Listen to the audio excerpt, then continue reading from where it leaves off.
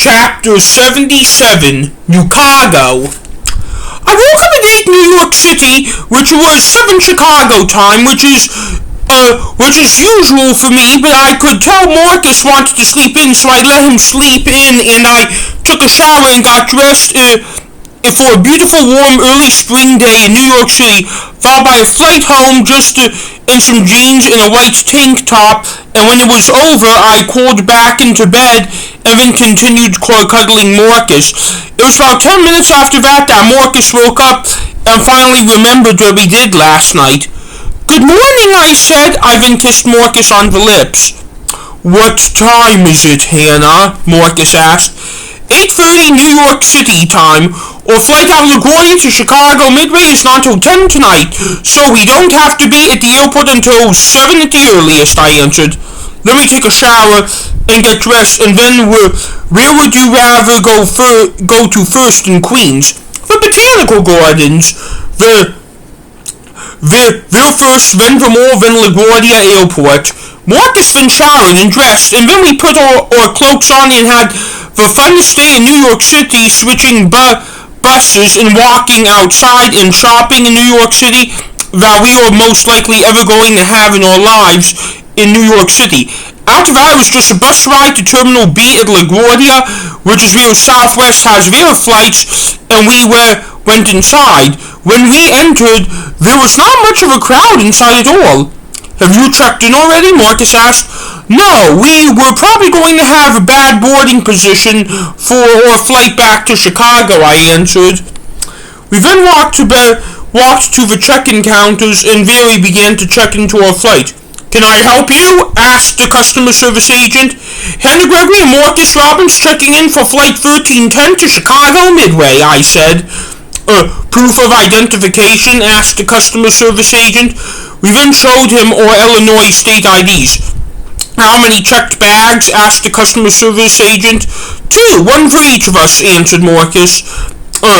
"Put them on the scale," said the customer service agent. We then put our bags on the scale, and then we were put on the conveyor belt. "Gate B1, said the customer service agent. We were given our boarding passes, and we watched our suitcases go down the conveyor belt, and then we left for the security checkpoint. "Does it say if we are still on time?" Marcus asked, as we were trying to find our flight on the giant computer screens.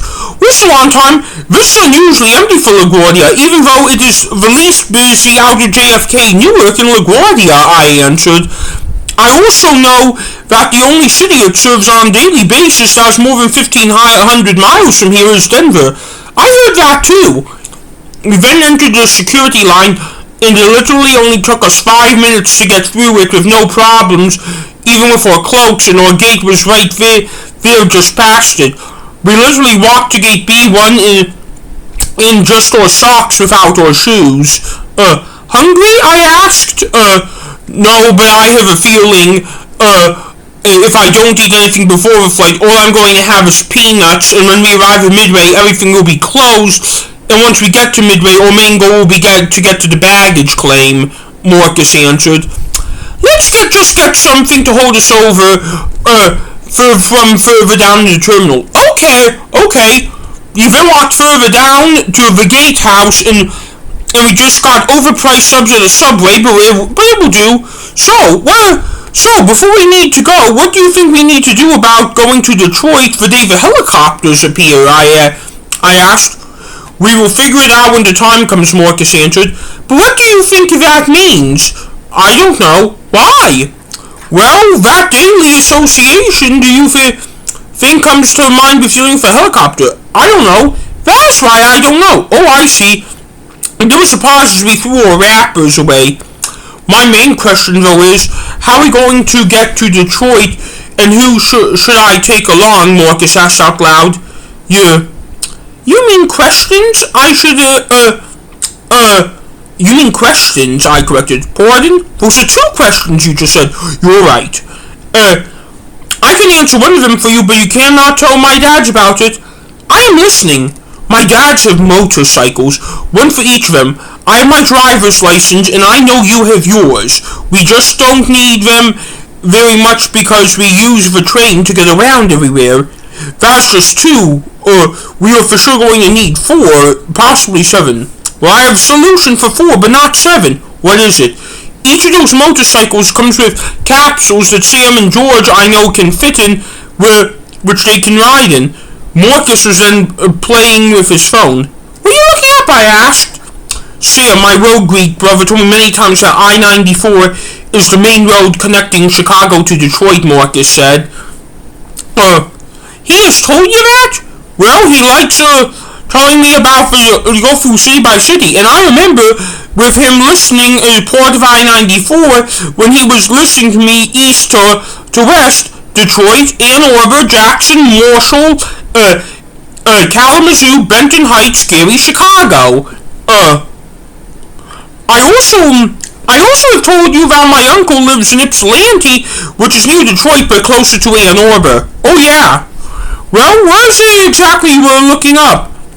How well do you know your roads? Only local streets and freeways is the way you take I-94 to Howard Street to Skokie Boulevard to Tuhoy Avenue. If I'm going eastbound, only despite it going north and south between Chicago and Milwaukee. Perfect. When the day comes, we will take I-94 east to Detroit.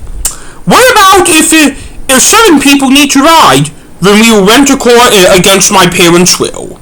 Just then, we didn't know what time it was, and we noticed the sun had set over New York City, and then an announcement came on that said, Southwest Flight 1310 to Chicago Midway now boarding. We then got from our seats. What boarding position are we, Marcus asked? A59 and A60, I answered. Let's get into our position. We then lined up, and we were in the jet bridge soon after that. Well, off to home, said Marcus. I had a great time though, I said. When do you want to come back here? Maybe in a year or 2, and then we can explore Brooklyn or Staten Island. I just don't want to this time around. We were then in the cabin and took an empty row toward the middle, and Marcus had the window seat and I left the aisle seat because they said there was no need for anyone to have a middle seat today. Looks like we were in for a dark ride to Chicago, I said as I was looking at what I saw in the window. Hopefully that means we have a sexy landing ahead of us, said Marcus. Remember, we don't talk like on plane. Oh, sorry. It was about 10 minutes before we began taxiing and the safety demonstration, and then I saw Marcus's eyes glisten. Are you okay, I asked? It is just real beautiful watching the skyline of the most beautiful city in America move fast away like that, Marcus said. I know. Are you sure you don't want to see this? I'm sure. Takeoff then ended, and Marcus was honestly paying more attention to what was outside than to me, but I'm okay with that because you don't fly every day. It was about an hour and a half of darkness before we landed at Chicago Midway, and Marcus did tell me that it was beautiful flying over Lake Michigan and then the Chicago skyline at night, and he also told me that he saw the building Robbinsog was in from the air. The funny thing was, when we arrived at the gate, at Midway, it was also B1. It was also near the terminal exit, so it was only a 3-minute walk to baggage claim, and then it was a 10-minute walk to the Midway Airport Orange Line station, as I have said before, is the terminus of the Orange Line. It feels so good to be back, I said. I agree, said Marcus. Are you going to call your parents to let them know we are on the train? No, we will see them soon enough.